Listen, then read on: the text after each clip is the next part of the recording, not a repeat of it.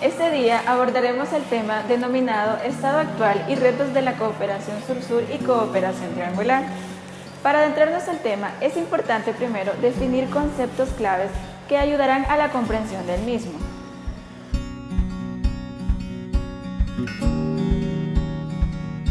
La cooperación sur-sur es un marco amplio de colaboración entre los países del sur en diferentes ámbitos, como el político, económico, social, cultural, medioambiental y técnico. Este tipo de cooperación cuenta con la participación de 2 o más países en desarrollo y se puede dar sobre una base bilateral, regional, dentro de las regiones o entre las regiones. A través de la cooperación sur-sur, los países en desarrollo comparten conocimientos, habilidades, experiencias y recursos para lograr sus objetivos de desarrollo a través de esfuerzos conjuntos.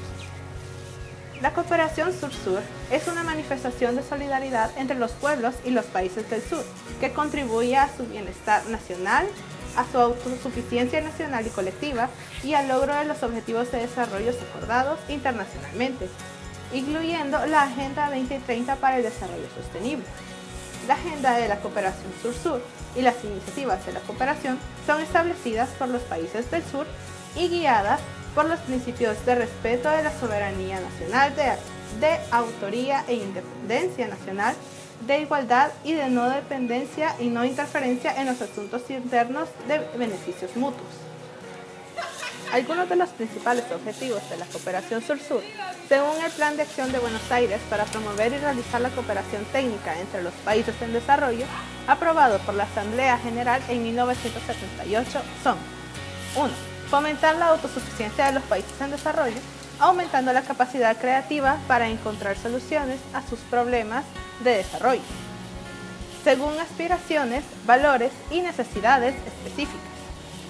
La segunda, promover y fortalecer la autosuficiencia colectiva entre los países en desarrollo a través del intercambio de la experiencia, de aunar, compartir y usar sus recursos técnicos y otros y del desarrollo de sus capacidades complementarias. Fortalecer la capacidad de los países en desarrollo en identificar y analizar juntos sus principales problemas de desarrollo, formulando las estrategias requeridas para resolverlos. Reconocer y responder a los problemas y requisitos de los países menos adelantados, de los países en desarrollo sin litoral, a los pequeños estados insulares en desarrollo y de los países más afectados por los desastres naturales y otras crisis. Y por último, permitir a los países en desarrollo alcanzar un mayor grado de participación en las actividades económicas internacionales y ampliar la cooperación internacional en materia de desarrollo. Cooperación triangular. Para Ricardo Herrera, la cooperación triangular representa una asociación entre un donante del CAD o un organismo internacional, que podría ser denominado como el primer socio, y un país cooperante emergente, pivote o país de importancia fundamental, denominado como segundo socio, normalmente país de renta media. Esto para implementar programas y proyectos de cooperación en un tercer país o beneficiario, denominado tercer socio, normalmente un país de renta media o país de renta baja. Además, posee las siguientes modalidades. La primera de ellas, replicar en el tercer país con menor grado de desarrollo relativo a una experiencia exitosa. El segundo punto sería complementar una iniciativa sur-sur ya existente y finalmente comenzar desde el principio una iniciativa de cooperación triangular. La cooperación triangular surge de la combinación de la cooperación tradicional o vertical norte-sur con la cooperación sur-sur como una asociación entre 3 países para llevar a cabo proyectos de cooperación planificados, financiados y ejecutados conjuntamente por un socio donante, que sería un país del Comité de Asistencia para el Desarrollo, CAD, de la Organización para la Cooperación y Desarrollo Económicos, OCDE, un país emergente como socio oferente y un tercer país socio receptor, en calidad de beneficiario de la intervención de menor desarrollo relativo. Entre las valoraciones que tiene la cooperación triangular podemos encontrar que la cooperación triangular presenta una serie de valiosas potencialidades, entre otras las siguientes. promoción de la cooperación horizontal y fortalecimiento de la integración regional, el desarrollo de las capacidades en los países emergentes y generación de sinergias por el uso de ventajas comparativas de estos. Los países pivotes cuentan con una experiencia que se adapta y comprende mejorar las necesidades de un país beneficiario. Como donantes de asistencia técnica, los países pivotes son más baratos que los donantes tradicionales.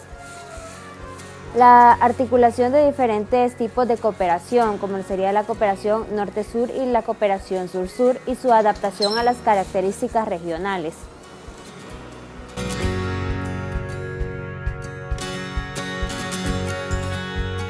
El primer hito histórico sobre la cooperación sur-sur se dio en 1927 con la primera conferencia de la Liga contra el Imperialismo, celebrada en Bruselas.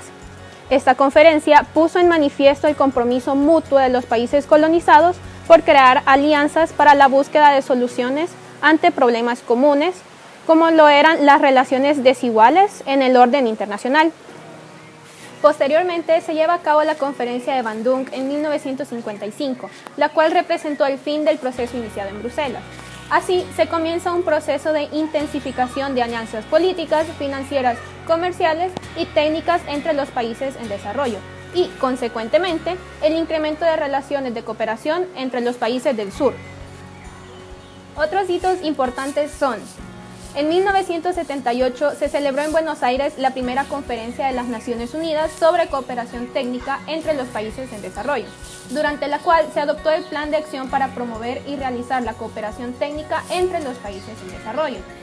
En 2001, la tercera conferencia de las Naciones Unidas sobre los países menos adelantados, celebrada en Bruselas.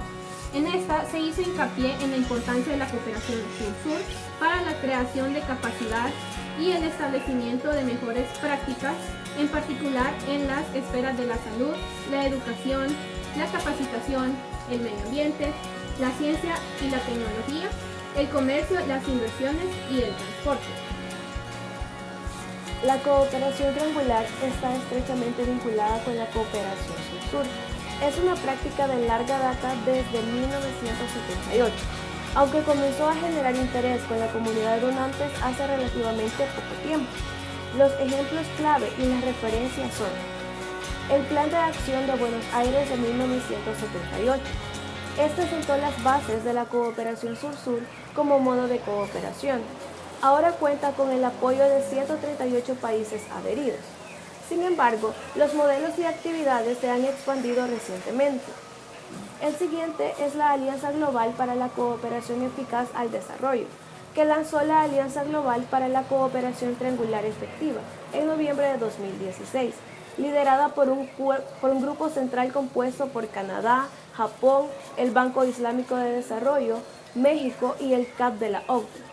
Su objetivo es desarrollar los principios básicos que se acordaron en la celebración de los 40 años de la Declaración de Buenos Aires en 2008.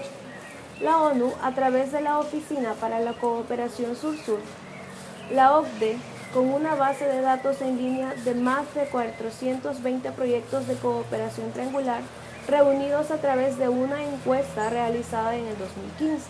La base de datos se está ampliando progresivamente a medida que los actores involucrados en cooperación triangular informan de sus actividades a la OCDE. La CEGIP ha logrado convertirse en un repositorio de buenas prácticas entre los países. La CEGIP dispone directrices únicas y sólidas sobre la cooperación sur-sur. Desde el año 2007 produce un informe anual sobre la cooperación sur-sur en la región.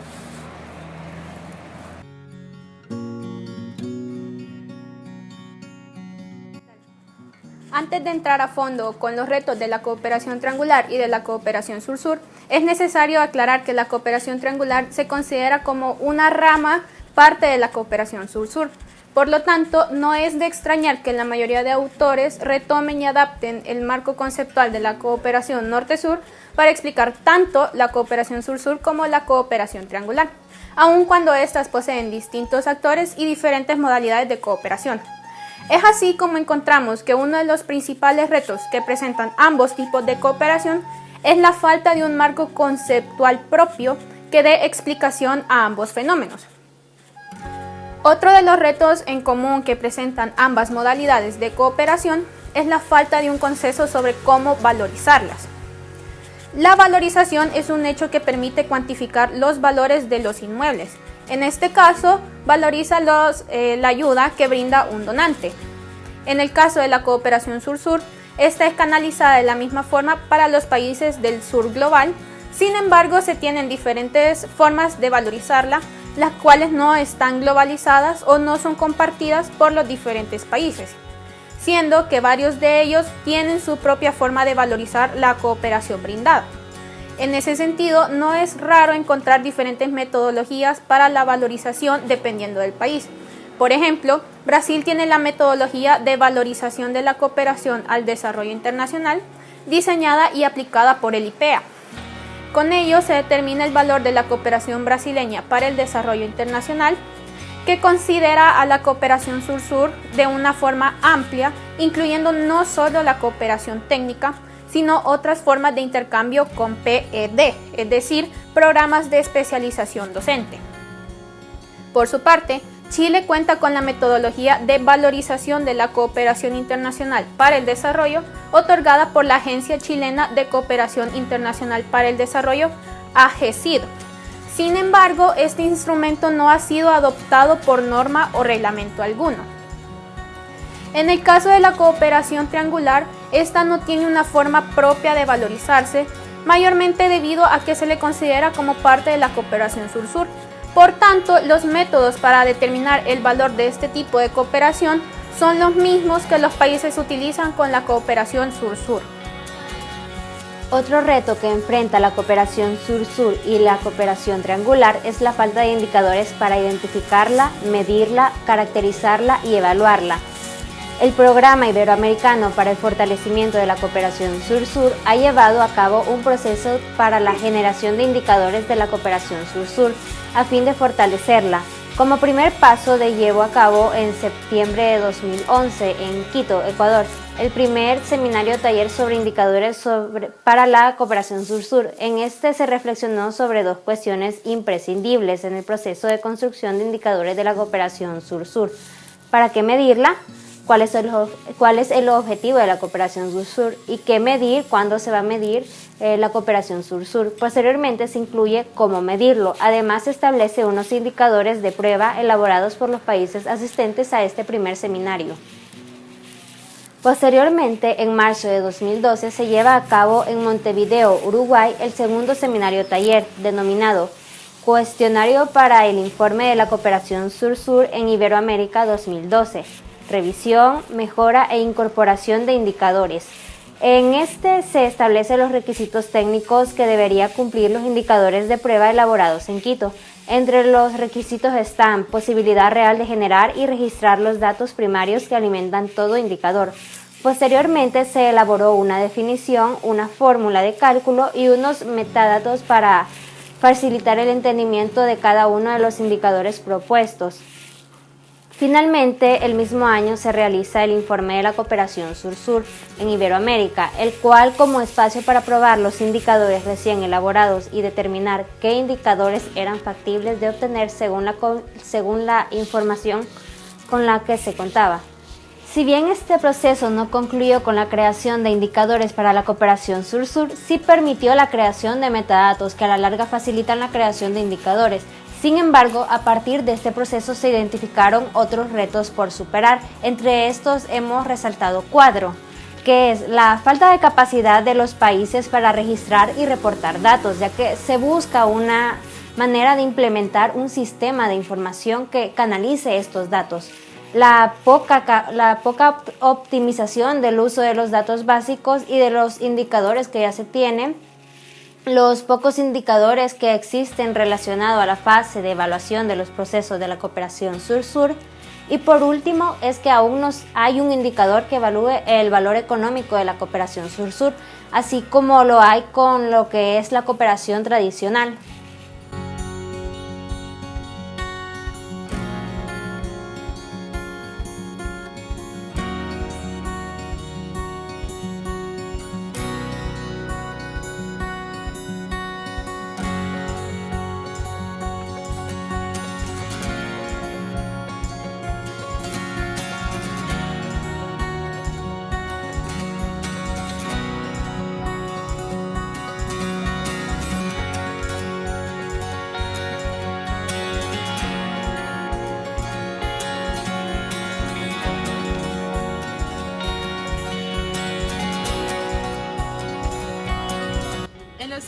se han tenido hasta la actualidad se demuestran en el informe de la Secretaría General Iberoamericana de Cooperación Sur-Sur del año 2018.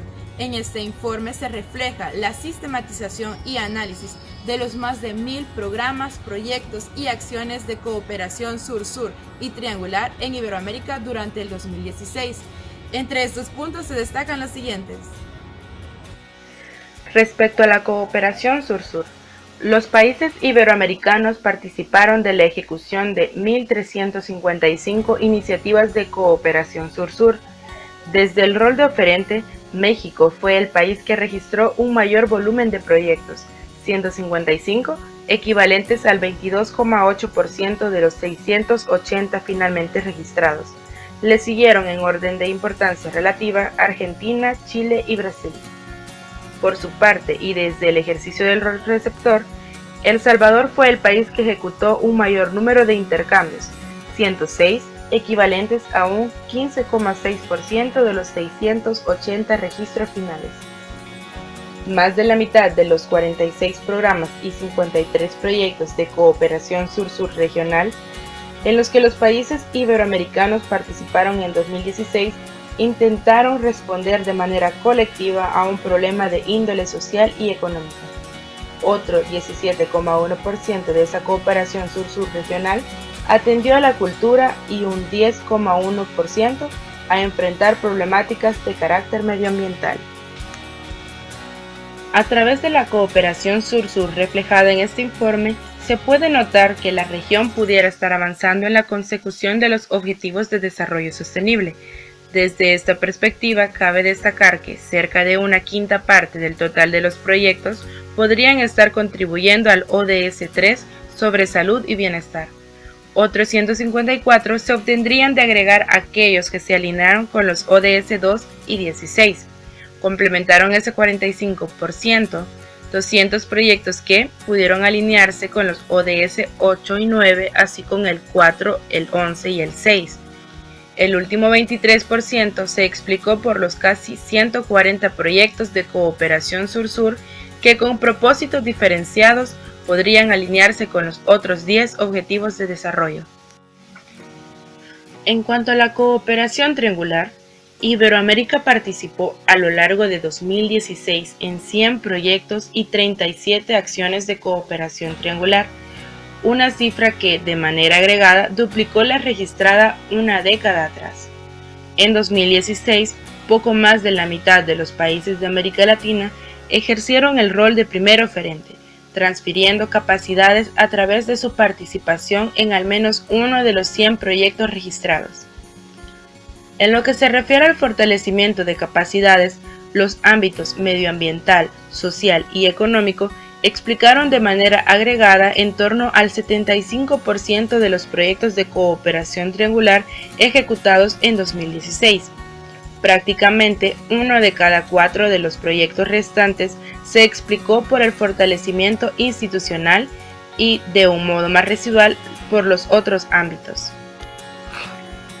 El análisis de la posible contribución de los 100 proyectos de cooperación triangular sobre los ODS revela que un tercio de estos estuvieron alineados con los ODS 2 y 16, Hambre Cero y Paz, Justicia e Instituciones Sólidas. Fueron también importantes las contribuciones que aproximadamente un 40% que la cooperación triangular de la región hizo sobre los ODS 8, 3, 11 y 13. A este último, de Acción por el Clima, se agregan los proyectos relacionados con los ODS 14 y 15, sobre vida submarina y de ecosistemas terrestres. Se tiene que hasta un 16% de las experiencias impulsadas en 2016 estuvieron muy enfocadas en el componente medioambiental. El último 20% de los proyectos se alinearon hasta con 7 objetivos diferentes.